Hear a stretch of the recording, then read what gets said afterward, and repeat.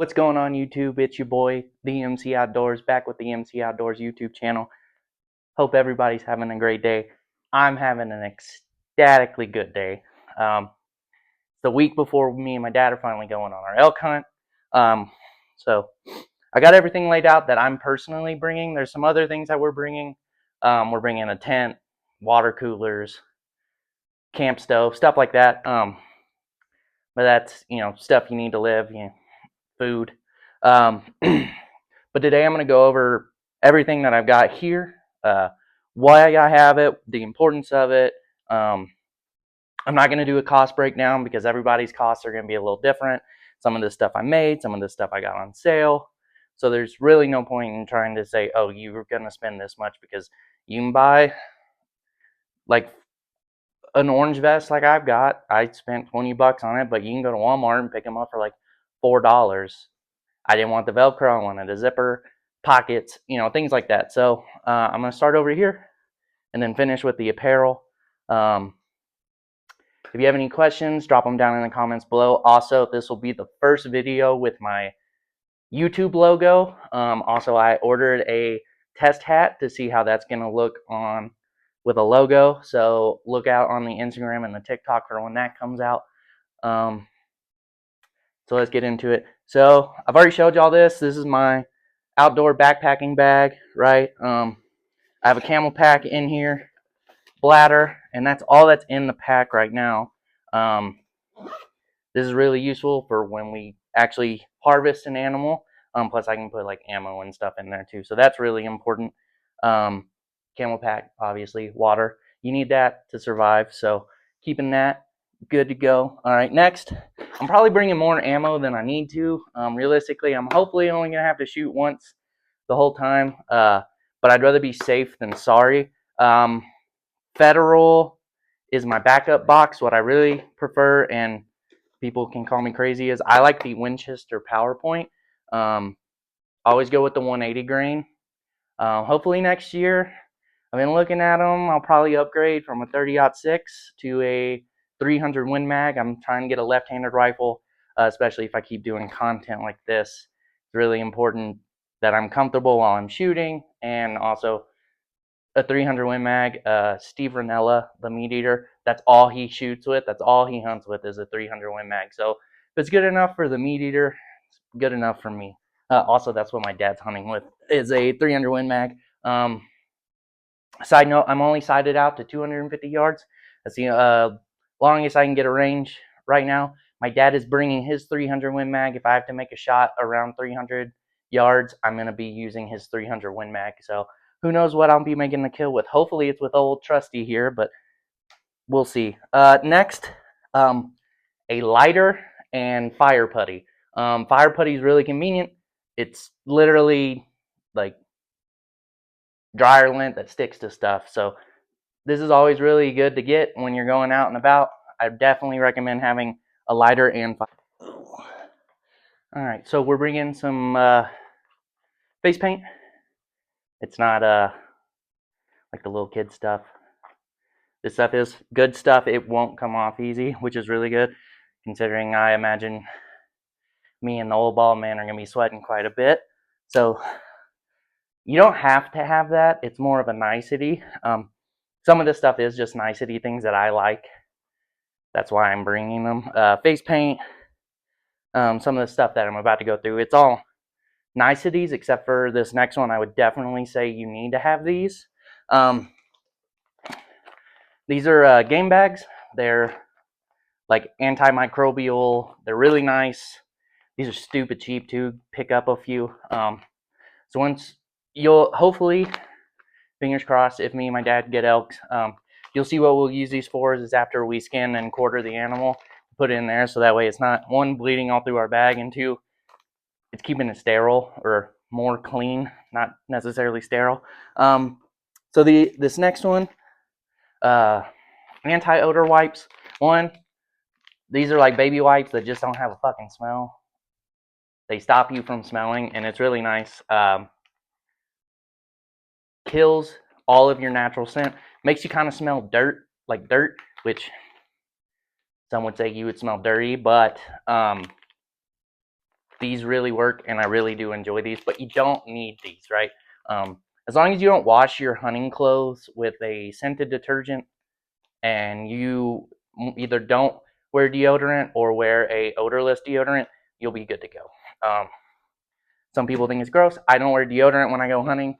Um, your natural scent's actually a lot less conspicuous than lavender or what have you. This next one is gonna make sure that it doesn't matter what you smell like. So this is deer cow, elk cow urine.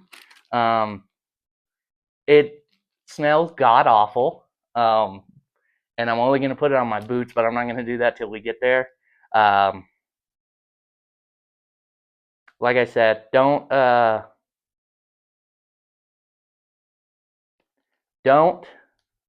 use this indoors. You will funk up the whole house. Uh, but it works. This works. Doe urine works for deer. Uh, they even make one for coyotes and stuff like that. This next item is definitely not a necessity, and it's definitely not going to be Saber coming to hunt. My huntingless hunting dogs will not be joining the trip. Like I was saying, camp chair, not a necessity. You can sit your happy butt on the ground if you want to. The longer I've been in the military and the longer I'm alive, the less I like to just sit on the ground, right? When we're glassing and stuff and actually out hunting, I'm going to be sitting on the ground. When me and dad are just sitting around cooking food, shooting the bull, old Trusty's going to be out and about. This one, specifically, especially for any kind of hunt that you think you're going to be stalking or long range, binoculars. As you can see, I've upgraded, right?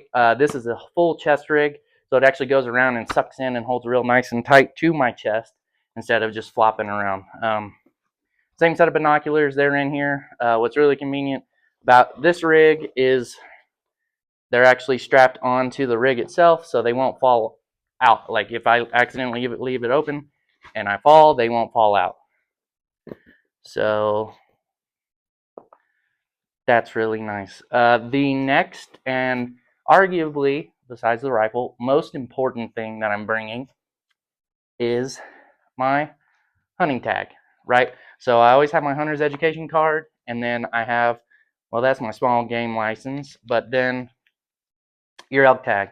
And your elk tag comes perforated, so that way once you do harvest an animal, you can attach it to the horn, which brings us to zip ties. I'm gonna probably use half this pack on that hunting trip. Zip ties are one of the most useful things that you can have.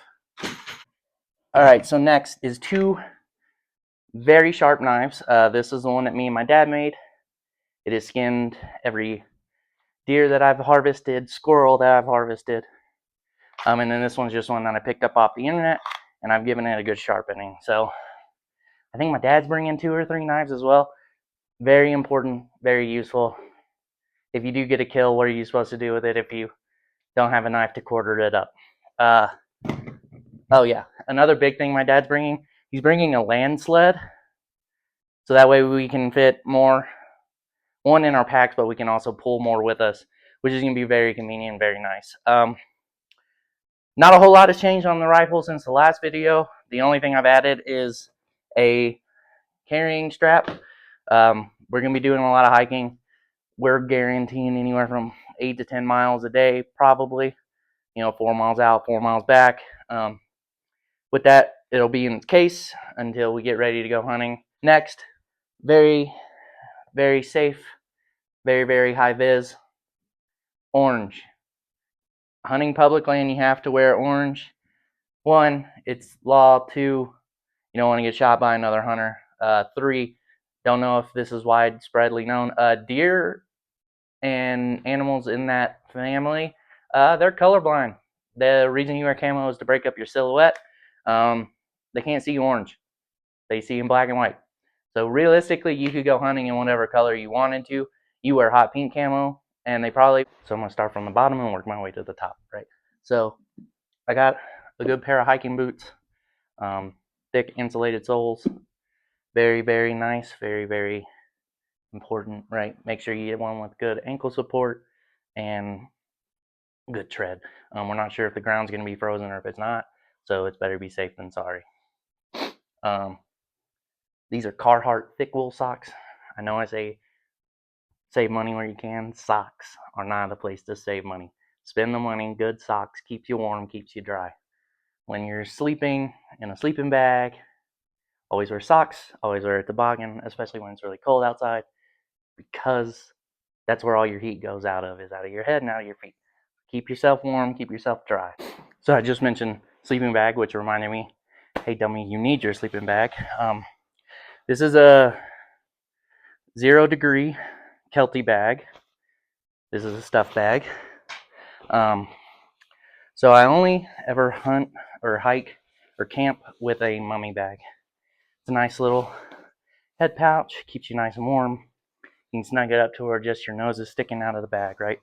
So the goal is to keep as much heat and as much warmth in the bag, not outside of the bag. Also, this is a nifty trick I learned in the Boy Scouts. So these are called stuff bags. You know, everybody tries to roll up sleeping bags and make them all nice and pretty and tight. Literally, all you got to do is just push this in there. So I tend to buy super light bags for backpacking purposes because they have come a long way. You remember the ones you had as kids, the big, real thick ones that were either like maroon or purple or blue. Yeah, those are like filled with cotton, and they don't really keep you that warm. They don't really keep you that comfortable off the ground. These are really nice. They keep you really warm. They're super lightweight. I think this whole thing is like less than a pound. And then you just stuff it in like that, and that's good to go. So definitely always do a mummy bag. Probably gonna bring a quilt or something just in case I need it as well. Of course, next we have our underlayers. So I have a whole bunch of underlayers. These are all thermals, right? You got the old style checks pattern ones. Not a big fan. I like the really thin, low profile. But they're like Sherpa on the inside. They keep you stupid warm. An outer thermal layer, repurposed military items. It happens. And then I have my outer layer, which we've seen these before. It's the what are these? Redman. Yeah. Redhead, which is the Cabela's Bass Pro Shop brand. Works really good. These are waterproof. They're also insulated. Jacket has a hood, whole 9 yards. A good belt. I use a rig belt that I picked up. Love it. Works really good. All right. So the last stuff that I'm bringing, I guess you could call this like a face shield. I know the kids call it a poo shiesty. Definitely. When you breathe, keeps your face warm. Definitely. Also, it blocks the wind. Blocking the wind is going to be my biggest challenge on this whole thing. So I'm bringing, where I'm from, we call them toboggans. Y'all call them skull caps, whatever. I'm bringing 2. One for hunting, one for sleeping. Just so that way I'm not sleeping with all the sweat that I've sweated out through the day. And that's pretty much it. Next video will be day 1 of the elk hunting trip. So stick around. Thanks for tuning in. Don't forget to like, share, and subscribe. Catch y'all in the next one.